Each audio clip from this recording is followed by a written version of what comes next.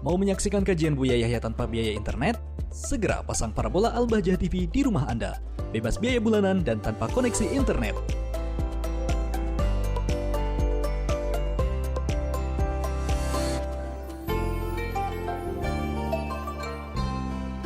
Assalamualaikum.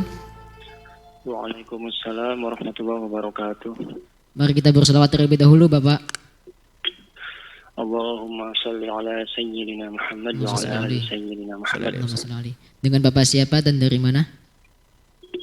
Dengan Abdullah dari Cikarang. Baik, Bapak bisa langsung bertanya kepada Buya. Assalamualaikum Buya. Waalaikumsalam warahmatullahi wabarakatuh. Semoga Allah merahmati Imam Nawawi dan kita para penyimak, para pembaca kitab Riyadhus Shalihin. Amin. Dan semoga Buya, keluarga serta tim dakwah Al-Bahjah Amin. selalu dalam lindungan Allah, selalu dalam ketaatan kepada Allah Subhanahu wa taala. Gini Buya, mohon maaf sebelumnya izin bertanya. Yang mana pertanyaan saya ini sebelumnya berangkat dari saya melihat satu video di YouTube dari salah seorang ustadz kita di Indonesia, itu dalam permasalahan akidah Buya.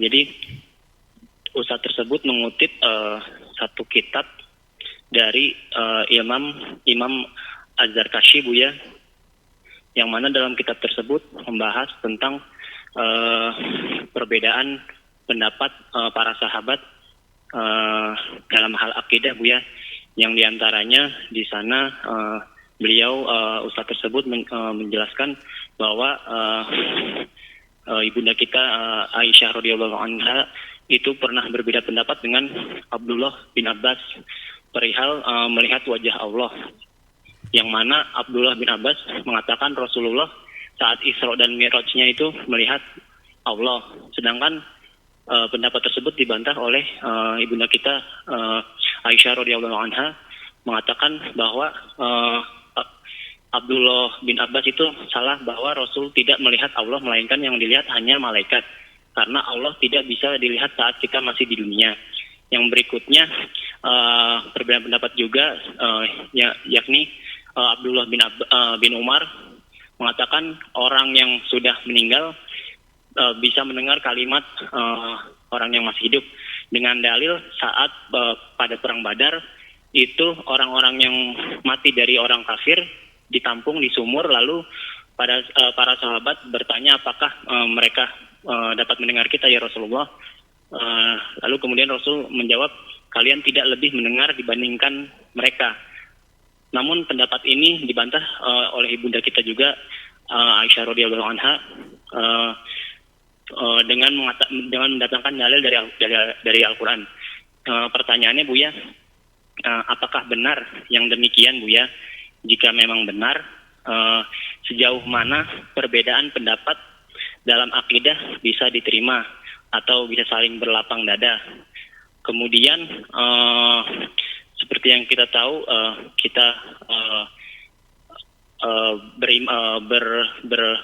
mengikut kepada Imam Al-Asy'ari itu bahwa kita terkenal dengan sifat 20-nya Allah, sedangkan ada kelompok yang hanya mencabangkan tauhid itu menjadi 3 aja Buya.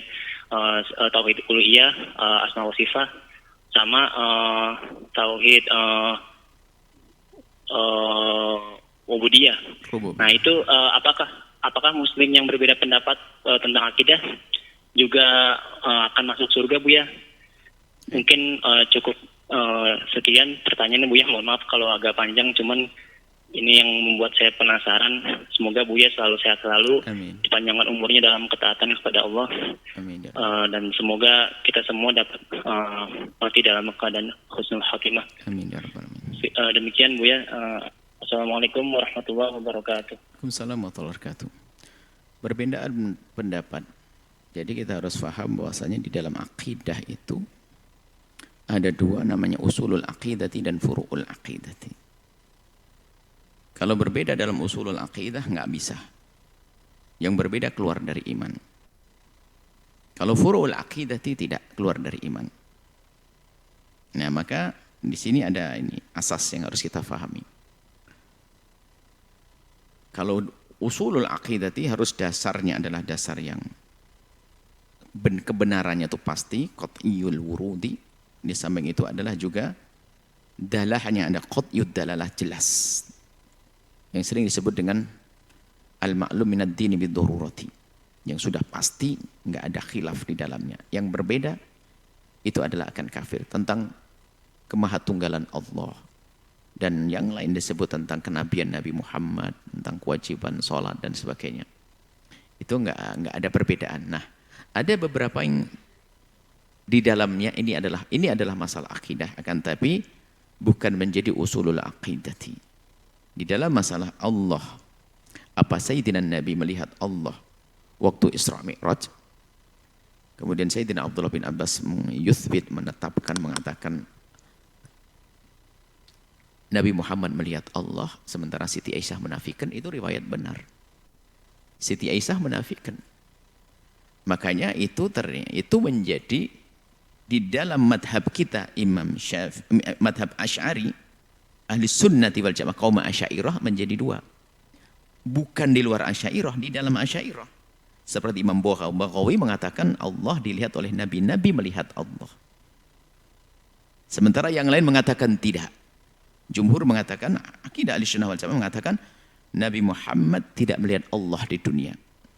Sebab Allah hanya bisa dilihat nanti di akhirat. Nabi Muhammad pun tidak melihat. Ini pendapat dari ulama kita Asy'ariyah. Ulama Asy'ariyah terbagi dua, tidak saling mengkafir karena adalah furu'ul aqidati. Jadi sebagian mengatakan bahasanya, termasuk Imam Baghawi mengatakan dilihat.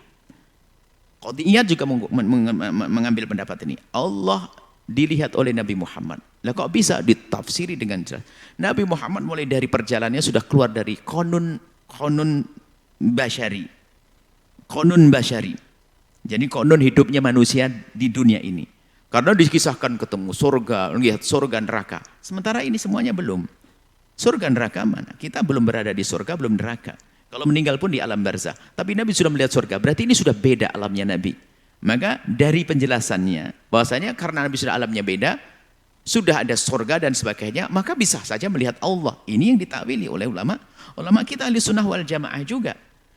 Tapi ulama ahli sunnah wal jamaah Asy'ariyah juga yang lain mengatakan Allah tidak bisa dilihat. Dan kembali kalau dikembalikan ke atas, yang mengatakan melihat adalah ikut Sayyidina Abdullah bin Abbas, mengatakan tidak melihat adalah melihat Siti Aisyah. Ini adalah furu'ul aqidati, bukan usulul aqidati. Kemudian jalan tengahnya ulama jumhur ahli sunnah mengatakan bahwasanya tidak bertentangan antara Sayyidina Abdullah bin Abbas dengan Siti Aisyah. Karena apa? Bisa dimaknai begini. Siti Aisyah mengatakan Nabi Muhammad melihat dengan hatinya. Siti Aisyah, Nabi Muhammad melihat. Maka melihat ini adalah dengan hatinya. Tidak bertentangan dengan apa yang dikatakan Siti Aisyah. Lalu Siti Aisyah mengatakan Nabi Muhammad tidak melihat dengan matanya. Jadi Siti Aisyah mengatakan tidak melihat dengan matanya, dengan mata baginda, mata mulia baginda Nabi. Kemudian Sayyidina Abdullah bin Abbas adalah melihat. Nah, melihat itu saja. Melihatnya apa? Ditakwili oleh supaya dipertemukan. Sayyidina Abdullah bin Abbas mengatakan melihat. Melihat itu luas maknanya. Bisa melihat dengan hatinya dan sebagainya. Sehingga dikatakan kalau melihat dengan hatinya tidak berbeda dengan Siti Aisyah.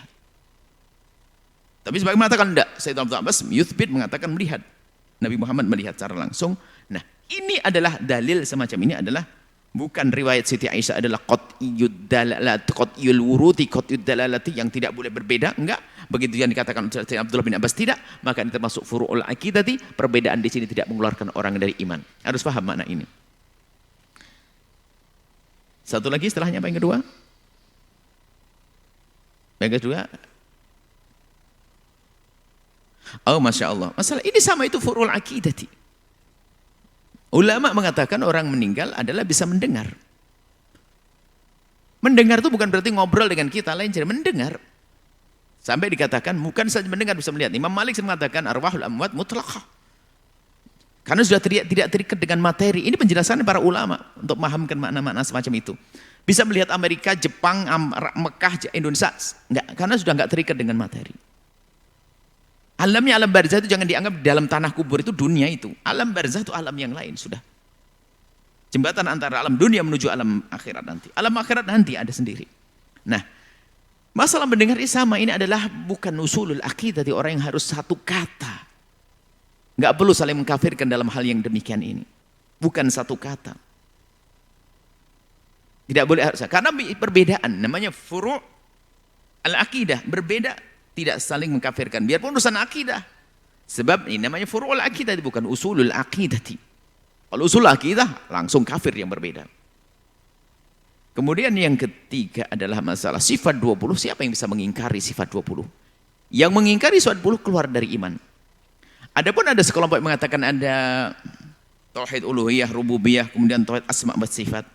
Kalau hanya sekedar pembagian untuk mempermudah, tapi kalau ini adalah bukan pembagian yang mutlak salah. Tapi yang menjadi masalah adalah pembagian itu mengkafirkan orang lain, itu yang jadi salah. Masalah tauhid asma wa sifat harus nuthbit ma'athbatullah sehingga ahli takwil keluar dari iman, ahli tafwid asy'ariyah keluar dari iman. Ini jadi salah. Sehingga antara tauhid rububiyah dengan tauhid uluhiyah itu kalau akidah ahli sunnah macam asy'ariyah ada, tapi tidak bisa dipisahkan. Enggak ada orang sudah ya aman iman dengan iman tauhid rububiyah sudah ada bisa dipisah. Ini ada iman rububiyah, ini iman uluhiyah, nggak bisa dipisah. Lah ini kelompok yang membedakan memisah. Orang Arab dulu sudah iman kepada Allah tapi belum menyembah pada Allah. Sama kayak orang-orang tawasulan zaman sekarang. Lah ini pengen mencela orang hari ini, salah. Jadi antara tauhid uluhiyah rububiyah nggak bisa dipisahkan. Kita pun juga boleh ngomong begitu. Tauhid rububiyah dengan uluhiyah nggak bisa dipisah. Kalau kita yakin Allah yang menciptakan, hanya kita harus meyakini hanya Allah yang disembah. Bukan yang meyakini Allah yang diciptakan lalu sudah dikatakan iman. Nah ini repotnya. Yang mengatakan Allah yang menciptakan sudah beriman, biarpun dia masih menyembah yang lainnya. Nggak bisa dikatakan beriman. Nah kesalahan pembagi tauhid rububiyah, uluhiyah, kemudian tauhid asma wa sifat ini adalah di saat mengatakan kalau sudah ada tauhid uluhiyah, tapi belum tauhid rububiyah. Nggak ada. Karena ini satu, nggak bisa dipisahkan. Lah pemisahan ini sebenarnya untuk mengkafirkan orang yang tawasul. Itu hanya mengakui adanya Allah saja, ternyata dia masih menyembah selain Allah. Gimana tawasul menyembah selain Allah?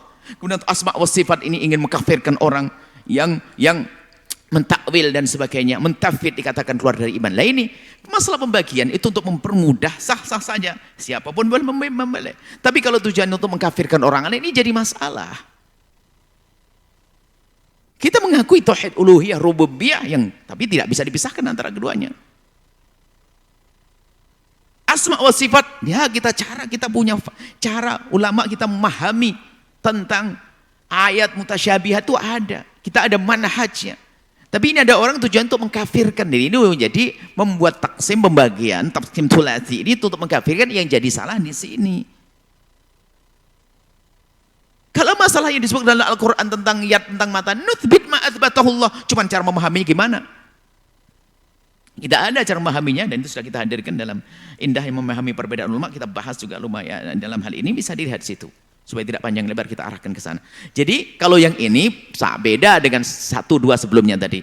Ini orang yang mengatakan tauhid thulathi tadi, itu kalau mengingkari sifat 20 ya keluar dari iman. Dan harus pahami bahasanya ulama-ulama kita mengatakan sifat 20 itu bukan sifat Allah hanya 20. Ini termasuk kita melihat anak muda atau ustadz muda yang sangat anti asy'ariyah ini. Kok bahasanya ya Allah fitnah. Ini kok ngatur-ngatur Allah. Allah dibatasi sifatnya cuma 20. Ini Anda ini paham atau tidak mengkritisi, tidak paham? Siapa yang membatasi?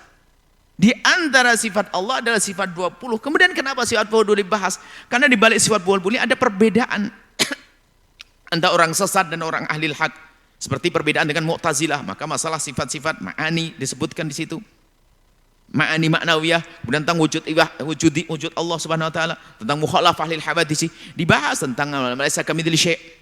Itu dibahas karena ada perbedaan di sana yang harus dijelaskan. Adapun Rahman Rahim kita akui semuanya. Cuman ini fitnah ini orang. Ustaz muda ini menfitnah katanya apa? Membatasi, ngatur-ngatur Allah. Di saat dia mengatakan ngatur-ngatur Allah, dia tidak paham bahwasanya ngatur Allah mewajibkan Allah begini. Oh, dia nggak paham. Kita tidak mewajibkan Allah. Kita mengatakan kita wajib meyakini. Coba dia menunjukkan ketidakmampuannya dalam memahami. Kita bukan mewajibkan Allah, enggak ada, kita tidak mewajibkan Allah. Allah yang maha berkuasa, yang maha berkehendak, tidak ada yang mewajibkan atas Allah.